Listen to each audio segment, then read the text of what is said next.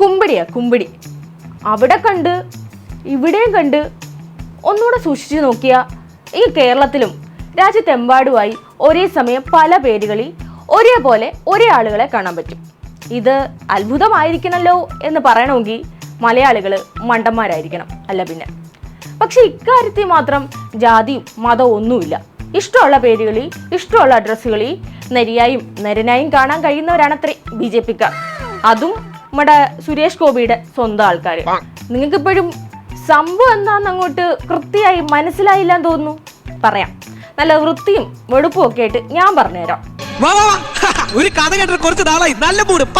ഇപ്പോൾ കഥ നടക്കുന്നത് അങ്ങ് തൃശ്ശൂരാണ്.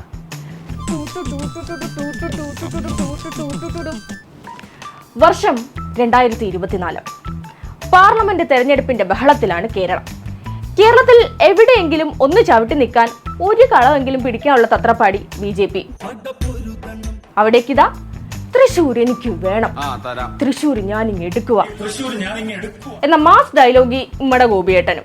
8 നില പൊട്ടൂന്ന് കരുതിയ BJP തൃശ്ശൂരി സുരേഷ് ഗോപിയിലൂടെ കേരളത്തിൽ ഒരു സീറ്റ് അങ്ങ് സ്വന്തമാക്കി. ഞെട്ടിയോ? നിങ്ങൾ ഞെട്ടിയോ? കേരളം ഞെട്ടി ഗൈസ്. അല്ല, അപ്പൊ അതെങ്ങനെ? പൊളിയായ മലയാളികളുടെ കേരളത്തിൽ തന്നെ അല്ലേ തൃശ്ശൂരുള്ളത്? ചിലപ്പോ ഭരചന്ദ്രൻ IPS-നെയും ആനക്കാട്ടി ചാക്കോച്ചിയും ആരാധിക്കുന്ന തൃശ്ശൂരുകാര് ഒന്ന് ജയിപ്പിച്ച് നോക്കിയതാവും എന്ന് കരുതി സമാധാനിച്ചിരുന്നപ്പോഴാണ് സത്യങ്ങളെല്ലാം ഇങ്ങനെ മണി പോലെ പുറത്തേക്ക് വരുന്നത്. വേറൊന്നുമില്ല, കാര്യം സിമ്പിളാണ്. സുരേഷ് ഗോപിയുടെ കുടുംബത്തിനും ഡ്രൈവർക്കുമെല്ലാം തിരുവനന്തപുരത്തും തൃശ്ശൂരും വോട്ട്. ഇതെങ്ങനെ? ചികഞ്ഞു എന്നപ്പോ ദാ അടക്കുന്നില്ല. ജനങ്ങൾ ആ സത്യം തിരിച്ചറിഞ്ഞു. തൃശ്ശൂരിലെ പുളിങ്കുന്നത്തെ ഫ്ലാറ്റിൽ താമസക്കാര് പോലും അറിയാതെ ചേർത്തത് 9 വോട്ടുകൾ. പുളിങ്കുന്നത്തെ ഫ്ലാറ്റിലുള്ളവർക്ക് വോട്ടർ പട്ടികയിലെ അഡ്രസ്സിലുള്ളവരെ അറിയുകയില്ല, അവർക്ക് അങ്ങനത്തെ അയൽക്കാരുമില്ല. ഒരേ ഫ്ലാറ്റ് നമ്പർ ഉപയോഗിച്ചും ഫ്ലാറ്റ് നമ്പർ കൃത്യമായി രേഖപ്പെടുത്താതെയും വോട്ടർ പട്ടികയിൽ ഇടം നേടിയവര് നിരവധി. ബൂത്ത് നമ്പർ 37 ഫോറം 6 പ്രകാരം വോട്ടർ പട്ടികയിൽ പുതിയതായി ഇടം നേടിയ 190 പേരിൽ 24 പേരും മണ്ഡലത്തിന് പുറത്തു നിന്നുള്ളവരാണ്. ഇതൊക്കെ എപ്പടിയടേ? ഇതിപ്പോ ഒറിജിനൽ ഏതാ ഡ്യൂപ്ലിക്കേറ്റ് ഏതാന്ന് അറിയാൻ മഷിയിട്ട് നോക്കേണ്ട അവസ്ഥയായി. അപ്പോ മുഴുവൻ കള്ള വോട്ടിലാണ് നമ്മുടെ ഗോപിയേട്ടൻ ജയിച്ചത്.